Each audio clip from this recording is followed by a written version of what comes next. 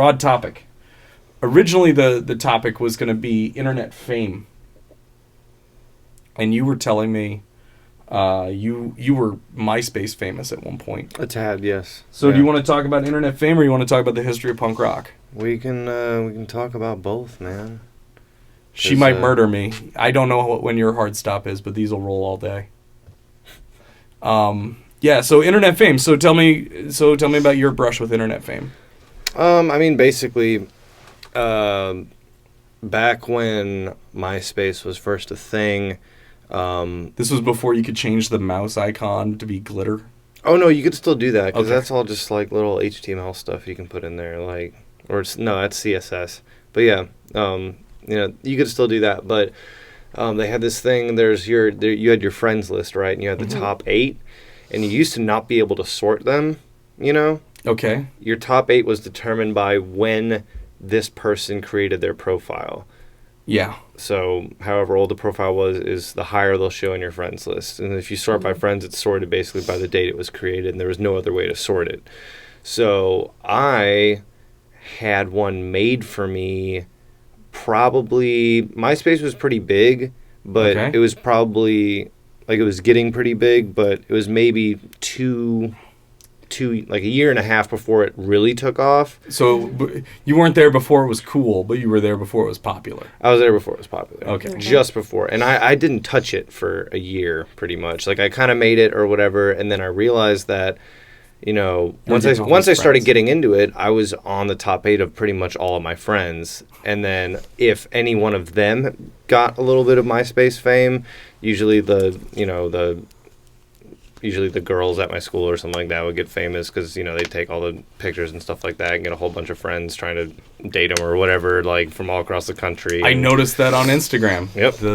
The same phenomena seems to happen. It seems to be a good way to get attention. And so when I, dyed my hair black and took, slightly androgynous photos in very tight clothes, I also got a little piece of that too. And so I had maybe 30,000 friends or something like that. Like, nothing ever really came of it. I probably, if I was smarter about it, maybe, or if I really wanted to pursue it, I probably could have done more with it. Sure. And maybe made that translate over. But nothing really came of it. It died when Facebook came out, pretty much. And that started to get popular. And so, obviously I miss MySpace. It was fun. I had just really I put some like harsh noise as my automatic play song on my page, so as soon as you open it, just like nasty static. I had a lot of fun with it. You troll the internet for fun, don't you? Totally. I've been doing it ever since the beginning.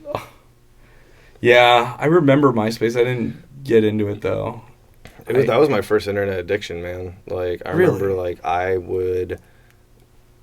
I'd like go on, like, I'd go to my, on like vacation or something, and I'd come back and I was so excited to see if I got any comments or messages or something. It was really terrible, like, just how, like, I needed to have that validation, Right.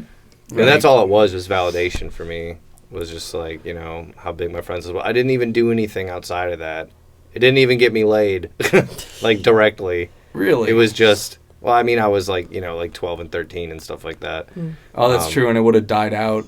It died out when I was like 15, maybe. Okay. So, but it was just like the validation that, people notice me.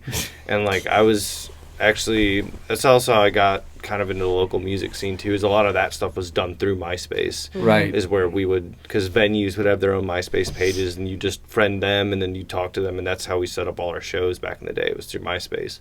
And now we're here, and like, it's strange that it's been, 10, 12 years since we did any of that stuff, and so we just have no idea what's going on. But eventually we'll figure something out. And yeah, that's the tough part, right? Like, I'm lucky in that, being a jazz musician, I get venues actually contact me. yeah. Mm-hmm. And I'm noticing they contact me in oblique ways. Oh, hello. They contact me in oblique ways. I get messaged through Facebook. I've been surprisingly doing a lot of booking through the Facebook Messenger. it's kind of an okay way to do it, because like if you go to the Jazz Destroyers page and you message the Jazz Destroyers, I'm incentivized to respond to you quickly. Mm-hmm. I get a little badge that says responds quickly to messages. So please don't abuse that. And I think I drive people nuts because like I literally will start clicking the thumbs up button like I'm acknowledging what you said and I have to respond. Thumbs up. So at least with the page I do that. And I also, like, through the Reverb Nation, I got a message through Reverb Nation. It's pretty cool how oblique it is, but the whole getting on early is a big part of it. Yeah. Because that's how I got internet famous, too, was my videos on YouTube. Yeah, this channel is not my first channel. So when I was in college, we would do videos. Because Phil, who worked on Phil shot the intro outro sequence for the Heart by Andrea editions of the Freeform Fridays. Okay. And he was the only guy in our dorm that had a camera. Mm-hmm. And he had Final Cut. Nice. So it was like, back when it was good. No, he had Final Cut Express. But it was brutal. It would be like, all right, we're going to let this render overnight. Yep. But yeah, so we would make videos, and we did a couple of them. The one was literally we just stuck his camera on a tripod, pointed it at my wall that I'd covered in paper so I could write on the wall, and I just explained how a compressor works, and I mispronounced the word attenuate, because when you learn words by books, you don't pronounce them correctly. Mm-hmm. So I explained the process on what a compressor is doing to your audio signal. And it got 100,000 views. Yep. Nobody ever booked a gig because of it, right? Nobody. And the one where I explained how to take a little battery power amplifier and make it sound okay is also, it's got like 75,000 views. It was huge. But this was at a point when you couldn't link. There were no subscribers. There was no subscribing on YouTube back then. So even though it was getting big, I had no way of like continually reaching that audience. It was just by making content that they would search for. And then once the subscriber thing started happening, and I still have it on I still have like 80 subscribers on my personal YouTube. I don't upload there very often, so I don't imagine anybody seeing any of it. But yeah, I never got noticed. I never booked shows off of it, where like at least you could parlay that into getting your way into a venue. Yeah. Mm-hmm. And that's almost better, right? And then Greg and I, when we did Jesse Thunderwake, we had a couple of those go viral. We were doing daily videos, and a couple of them went viral. They were very funny.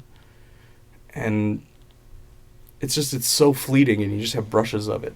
So I've kind of taken this whole thing of like, I just have to constantly, anything I make has to constantly promote what I'm really trying to make, which is good music. So that's why we do the podcast, and that's why we do our goofy news stories, because hopefully that'll go viral. But I always put a card in there like, hey, come watch the full episode and see what we're about. But the part that drove me nuts is Greg once got recognized from our Jesse Thunderwake videos. I've never been recognized. I'm a little jealous. I'm a lot jealous. It was just the way Greg would tell you the story is, hey, aren't you that guy from those videos online? So I'm pretty sure that if you were to walk around your whole life and just every new person you meet, you go, hey, aren't you that guy from the internet? I'm sure you would make somebody's day. Or someone would like completely crap their pants and they're like, that's on the internet. Like you just see their eyes get all big. I'm sure, because I know there's probably some material that, you know, I've probably been on someone's, you know, cell phone camera somewhere doing something not very nice. Oh, that's true, especially when you were... Yeah, so like, oh, I saw you on the internet. I'm just like, oh, I hope not. Like, I hope it's nothing bad. Well, my whole thing is, you know, if there's something on the internet that you're trying to bury, the way to bury it, you're never going to get it off the internet. The way to bury it is to put 10 hours of good content out there instead. Yeah. Mm-hmm. So by doing this, you're actually suppressing that other video. That's true. And it's the best way to do it. you got to control your own message, right? Yep.